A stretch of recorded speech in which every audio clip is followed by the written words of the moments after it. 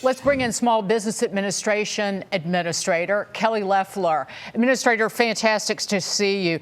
This morning, we found out from the National Federation of Independent Business that optimism among small businesses rose last month, higher than expected, higher sales expectations there. And then last week, the same organization reported that hiring has been ramped up as well. And, job openings are available, a welcome rise in owners planning to add employees. Why is that kind of not showing up in the broader sentiment among Americans? Well, Dagan, great to be on with you all this evening. Look, small business optimism is again at above its 52-year average, even after that data included half a month of the Democrats' attempt to defund Main Street. So as we power into 2026, small business optimism reflects a bunch of key trends, which means they expect more revenues, they expect to invest more, and they expect to hire more.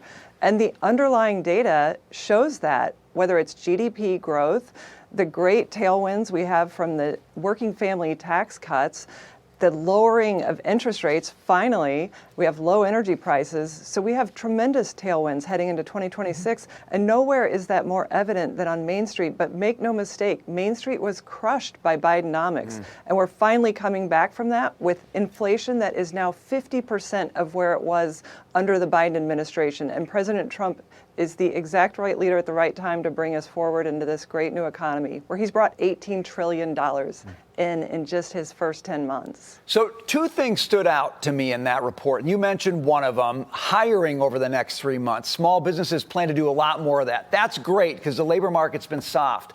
The other thing that stood out to me, though, is small businesses expect to be raising prices into next year, and they're concerned about input costs to their business. How do you think the president's going to address those concerns tonight? Well, first of all, there's no one better to talk to hardworking Americans than the hardest working president in American history. And President Trump connects with Main Street because he understands it. He's a businessman. He's built businesses. He understands the impact of bad policy decisions like the ones that hollowed out our manufacturing base over the last 4 or 5 decades that cost 7 million jobs, lost us 50,000 factories. He's talking about rebuilding America. I've traveled to that part of Pennsylvania with Vice President Vance. We understand that the American people want to hear more about this great plan, not just tax cuts, but deregulation, energy dominance, ways to strengthen local communities that, again, are already being reflected in the data with declining inflation, declining interest rates. And so the president is the right person to connect on this issue.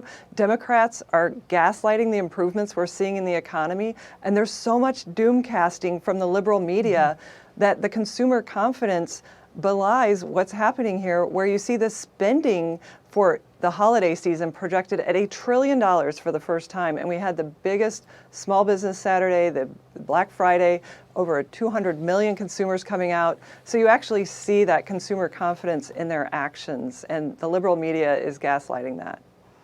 Administrator Loeffler, if you had to alleviate the greatest stress, you mentioned lower interest rates as one thing, the greatest stress for small businesses, the Federal Reserve is expected to cut short-term interest rates by 1/4 point tomorrow. Would it be lowering the cost of credit, or is a greater stress the availability of credit? Trade is an issue. Is it the availability of goods? What about the hammer of tariffs?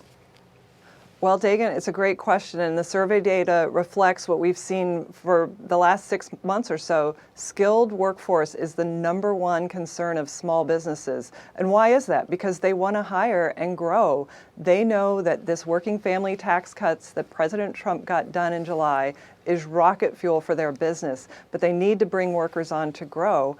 And beyond that, the other concerns really relate to other items around growth, like strengthening the supply chain, which means that as we bring back Made in America manufacturing, the supply chain issues will be resolved. And all of the issues around tariffs, which really relate to fair trade, never materialized that the media promised. In fact, we've stabilized inflation, bringing it down. We're strengthening those supply chains, creating jobs.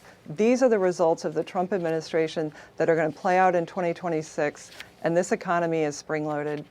I got a quick exit question for you. Do you think that the president can get inflation below 2.5% by mid-year next year? What do you say? The president did it in his first term, 1.9% inflation over 4 years. He's going to do it again. We're on a well-paved path to do that. And with working family tax cuts, energy dominance, deregulation that adds so much to working families' costs, we're going to make sure that we continue on that trajectory. We're looking at prices are only up this year 1.6%, almost 22% under Joe Biden. So that's the cumulative price increase for consumer prices. Administrator Kelly Loeffler, great to see you. Thank you so much. Thanks, y'all. Thank you.